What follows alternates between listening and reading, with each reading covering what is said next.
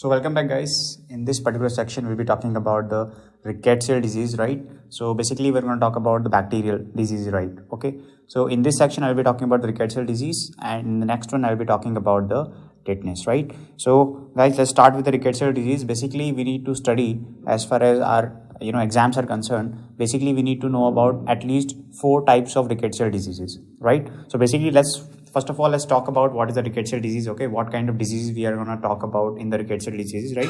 So if you talk about the classification, guys, okay, if you talk about the classification of the Rickettsial disease, we are having several types of Rickettsial disease, okay?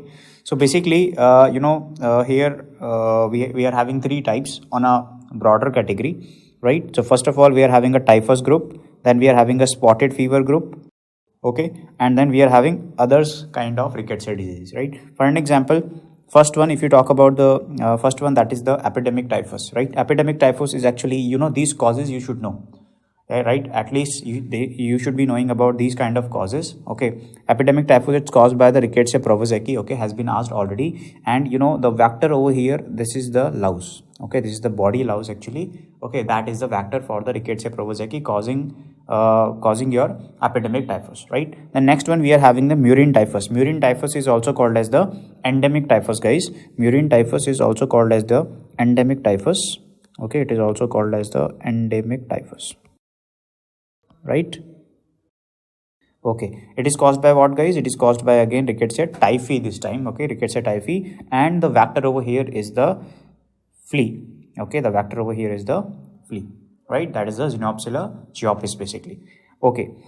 Then we are having a scrub typhus, guys. Scrub typhus is caused by Orangia tsutsugamushi, okay. Earlier we used to call it as that the Rickettsial agent. What was the etiological factor for causing the scrub typhus? That we used to call it as Rickettsia tsutsugamushi. T is silent over here, okay. And over here, insect vector is trombiculide mite, okay, insect vector is trombiculide mite.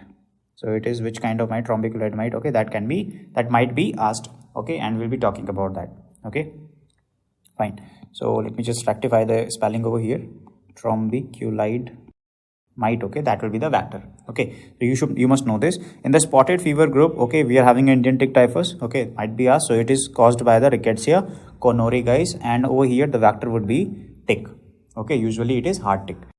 Then we are having a Rocky Mountain spotted fever, right? Rocky Mountain spotted fever, and it is caused by the Rickettsia rickettsii, okay, Rickettsia rickettsii, very easy to remember. And again, the vector over here is tick. Usually in these Rickettsial diseases, vector will be either mite, either the vector will be tick in most of the conditions, right? Only you are seeing that Louse is present over there in the epidemic typhus and the trench fever, okay. So that is the thing over here. Now next one is Rickettsial pox, okay, Rickettsial pox, and it is caused by the Rickettsia acari, okay, and over here the vector will be the mite, right? Then we are having the Q fever. It is caused by actually Coxiella burnetii, okay, Coxiella burnetii, and here we are not having any kind of vector. Right? I will be talking about the Rickettsial diseases, that I will be saying that most of the clinical features are actually talking about the fever. High grade fever might be there, along with that maculopapular rashes can be there on the body surface, right? But Q fever is the only Rickettsial disease where you will not be finding the rash on the body surface, right? So neither there is some vector, neither there is rash on the body surface, neither there is rashes, okay. So that is very important. For an example, they are asking you which of the following Rickettsial disease does not show the rashes on the body surface, right? Then your answer would be the Q fever. Or what is the etiological agent? Then it will be the Coxiella burnetii, okay. It is not having the vector, neither it is showing the rashes, right? This is the only Rickettsial disease. Otherwise, many Rickettsial disease, all the Rickettsial diseases otherwise will be showing the rashes, okay. We'll talk about that.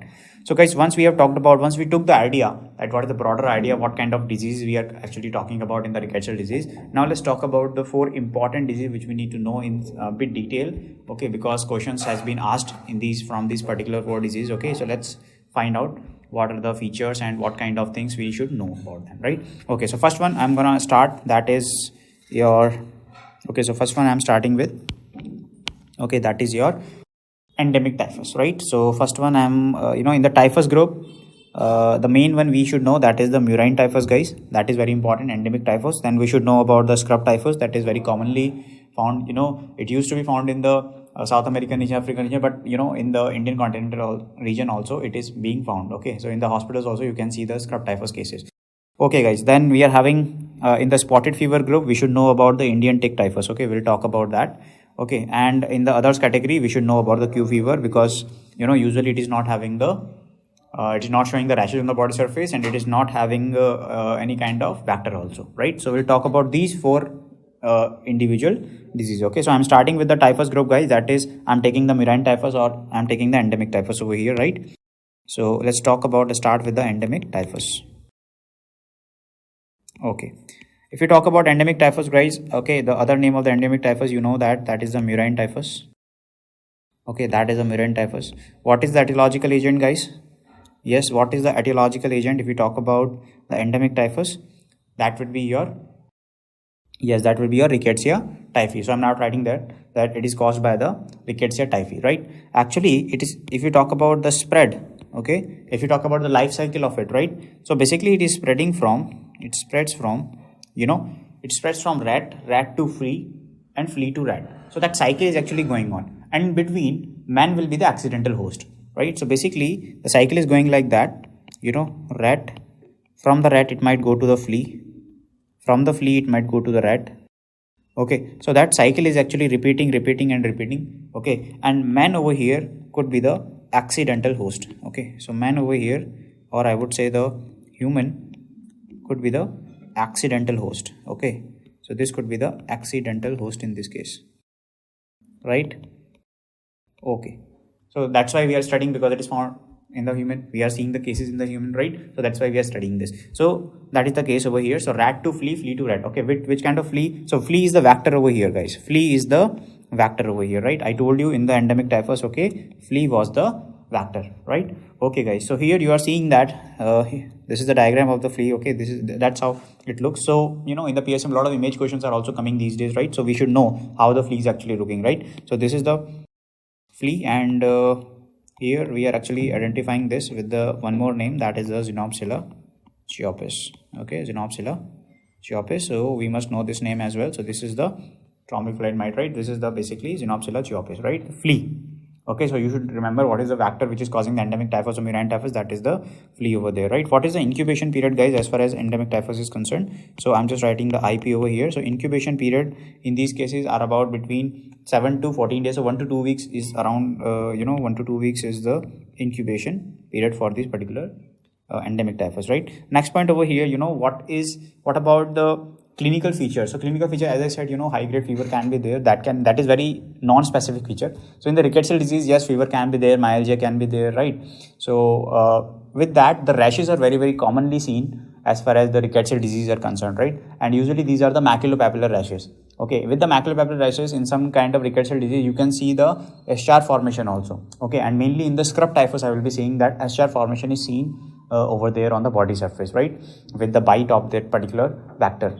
Okay, so with the bite of this vector particularly, man could be the accidental host, and you might see the patients are having actually fever. The patient might be having the maculopapular rash, right? And the rash is actually spreading centrifugally, right? Rash is actually spreading centrifugally. Okay, centrifugal means, right? It will be starting. Might be starting from the face, and it's spreading towards the periphery.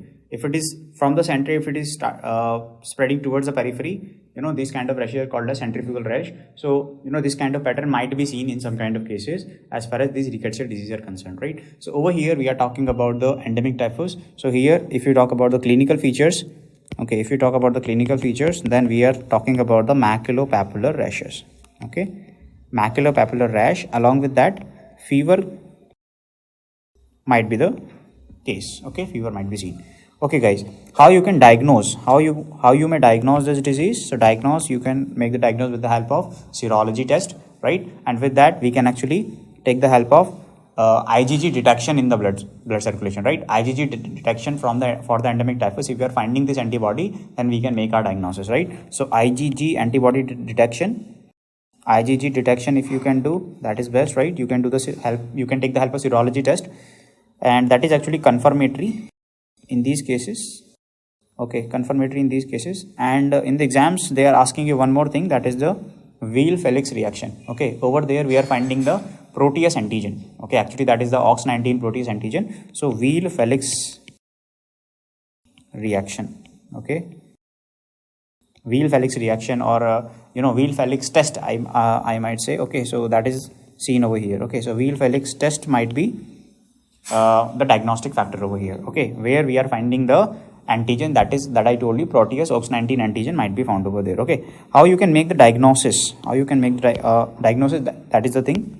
That is wheel Felix test and the IgG antibody detection. That could be the confirmatory over here. What is the treatment, guys? Usually we are giving the doxycycline, or you might give the tetracycline. Okay, so doxy might be given, doxycycline very commonly, or tetracycline might also be given. Okay, usually we are giving the doxycycline for the typhus groups. Okay, so that is the thing.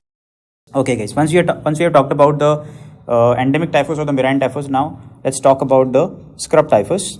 Okay, so second one in the typhus group only. Okay, so we are done with the scrub typhus. Okay, now let's talk about the scrub typhus. Okay, endemic typhus is done, Murine typhus is done. So we are moving on to the scrub typhus, guys. In the scrub typhus, basically, now let's talk about the scrub typhus. Okay, fine.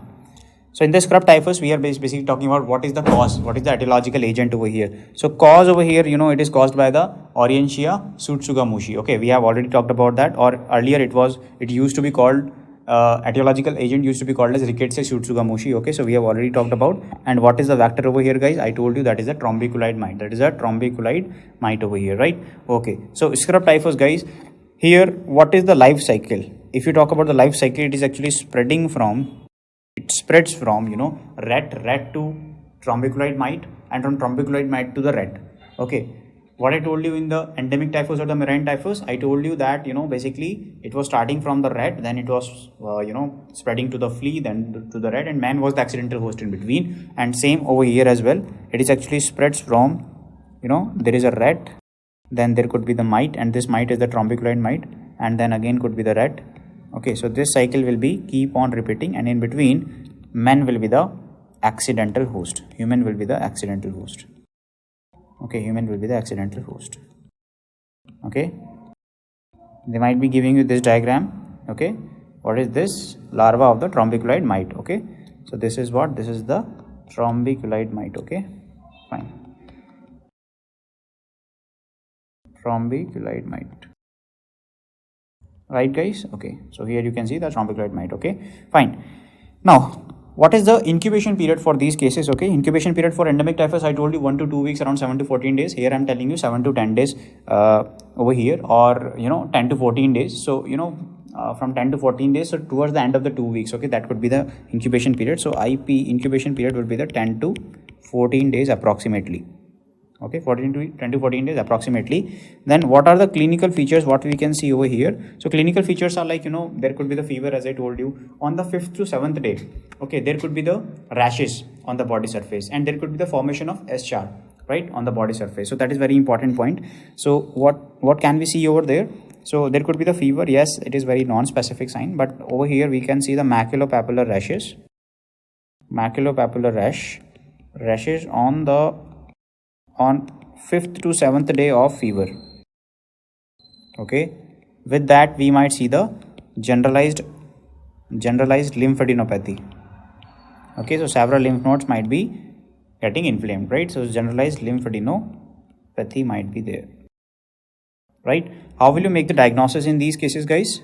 So diagnosis will be again, guys, same. It's a serology test, and you might be running the wheel Felix test. Okay, so again, guys, that we have talked about in the previous endemic typhus also. So wheel Felix test would be the diagnostic over here, and the treatment, if you talk about, then same, guys, again, that will be the tetracycline or doxycycline. Okay, so we'll be going with the doxy, right?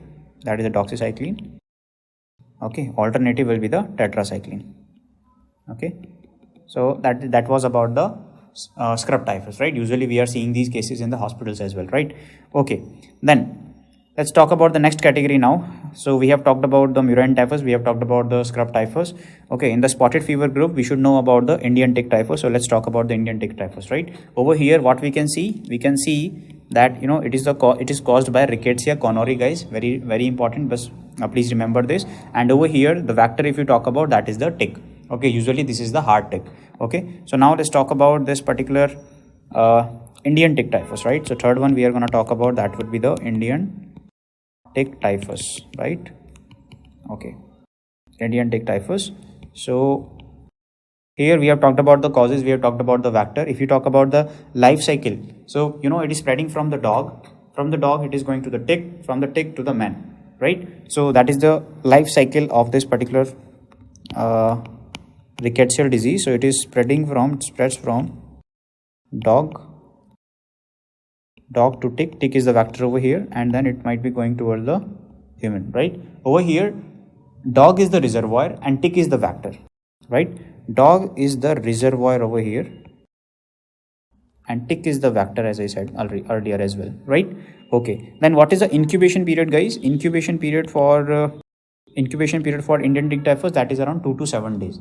So it's a bit shorter as compared to the scrub typhus. I told you 10 to 14 days. For the endemic typhus I told you 1 to 2 weeks, right? But in this Indian tick typhus we are talking about incubation period is around 2 to 7 days, right? So for about 1 week only. Okay, next point over here is that what is the clinical features if you talk about the Indian tick typhus, right? Again, guys, fever might be there, maculopapular rashes can be there, so lesions can be found on the body surface, right? So maculopapular rashes can be there, fever can be there, maculopapular rashes,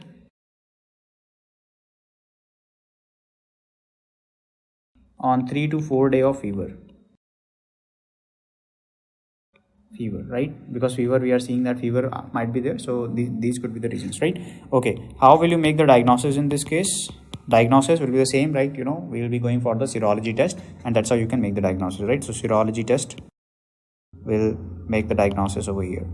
Okay, now what could be the treatment in this case? Treatment will be, again, guys, treatment for the rickettsial disease are same, guys, doxycycline, tetracycline, okay, that we are giving. Usually, very commonly we are using in the hospital settings also, that is the doxycycline we are giving, right? Okay, some people are not very suitable with the injections and all, because we might give the injection doxycycline also, right? Usually we are giving 200 mg strat, and then we are actually going for the 100 mg BD. Okay, and if they are not suitable with they're not comfortable with the injection, for an example, so in that case we might be giving the capsule or tablet as well for the doxycycline. Okay, so usually we are giving the 100 mg. Okay, guys, doxycycline, or alternative would be the tetracycline. Okay, guys, once we have talked about these important diseases, okay, so that is important thing about this Indian tick typhus, caused by what? Rickettsia conorii. What is the vector? That is the tick, right? What is the reservoir? That is a dog to tick, tick to human, right? And we have talked about the incubation period, that is around 2 to 7 days. We have talked about the maculopapular rashes can be there, right? Serology test will be making the diagnosis in this case, and treatment would be the same, doxycycline, tetracycline. Okay, guys, now we are moving on to the others group, which I told you, and we must know about the Q fever, right? So let's talk about the Q fever, right? Okay, and Q fever, what was the vector, guys? Come on, what was the vector in the Q fever? Yes, very nice. So there is no vector, right? There is no vector, I told you. So over here, the most important point that could be asked in your MCQs as well, that is the Q fever is not having the vector, okay, and neither it is having any kind of rashes. And what is the causative agent? What is the etiological agent over here? That is the Coxiella burnetii, right? So let's talk about the Q fever now. Okay, so fourth one over here, that would be the point of discussion, that would be the Q fever. In the Q fever, we have said that already it is caused by the Coxiella burnetii. Most important point over here is, mainly it is occurring in the rural areas, mainly occurs in rural areas, agricultural fields and all, right? So those areas are actually usually affected in these cases, right? Next point over here, what is the incubation period for the Q fever? That is around 2 to 3 weeks, right? 2 to 3 weeks. And what about the life cycle? Okay, how it is getting spread to the other people? So I told you vector is not there usually vector is not there. So what would be the mode of transmission to the human? Basically that could be the airborne mode of transmission could be there, or direct contact could be there, or inhalation form could be there, ingestion form could be there, right? Usually in the children it might be actually transmitted from ingestion of these particular injection of Coxiella burnetii, basically, right? And it might be caused by the inhalation mode of transmission also. It might be spread from the direct contact also, right? So mode of transmission, if you talk about over here, what would be the mode of transmission right? So mode of transmission could be direct contact, right? It could be with the inhalation form, or it could be with the ingestion form as well. Okay, right. What could be the clinical features, guys? What could be the clinical features in these cases? Clinical features, here I told you very important thing, that rashes usually you will not be seeing in these cases, right? So clinical feature would be like, fever could be there, or influenza like symptoms could be there. For an example, you are seeing that running nose might be there, right? Please recall me the influenza symptoms, right? Normal flu symptoms, right? This is the running nose can be there, right? Rhinitis can be there. Okay, sore throat can be there. Headache can be there. Myalgia can be there, right? Headache, myalgia, right? And etc. So these are your clinical feature. These will be the symptoms of these patients, right? What is the mode of diagnosis? How you can make the diagnosis? So again, guys, I am telling you from the very beginning that serology tests are helping us over here to make the diagnosis of these kind of cases. So serology test you will be running over here as well. And next thing, that how will you be treating these patients? So treatment will be same for these diseases. Okay, that will be the doxycycline. Okay, and diagnosis, okay, you might be getting a serology test, okay, or find the IgG antibody in the blood. IgG antibody, if you can detect over there, okay, that will be the confirmatory test. Okay, as I told you earlier as well. So in the rickettsial disease, these are the tests which you can use for the diagnostic purpose, right? And that was the treatment. Here I told you one very important thing which I told you in the beginning, as far as Q fever is concerned, that it is not having rashes. These patients not having rashes. Question might come very frequently. Question is coming in the Q fever that rashes might not be seen in which of the following rickettsial diseases. So that will be the Q fever. Okay, that will be the Q fever, and it is caused by the Coxiella burnetii, and it is not having any kind of vector 2, right? So that is very important MCQ which you need to remember in this Q fever section, right? So that was about the rickettsial diseases. Thank you.